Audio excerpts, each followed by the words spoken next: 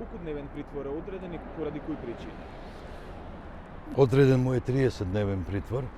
Причините што ги наведува обвинителството се стандардни: да не се даде во бегство, да не влијае на доказите и да не го повтори делото.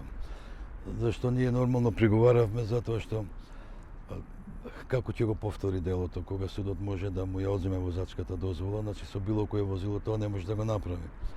Да влијае на сведоци или на вешти лица е тешко изводливо затоа што се земени параметрите, направен е увид, одземено е возилото за вештачење, дадени се налози, истиот е процесуиран во клинички центар по основ на крв, нели, и мокраќа урина, и се од таа страна чисто.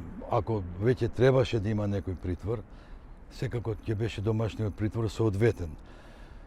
На мислење сме, како одбрана, дека фактички овој притвор е изнуден под притисок на јавноста, која што ова го стави како некој приоритет.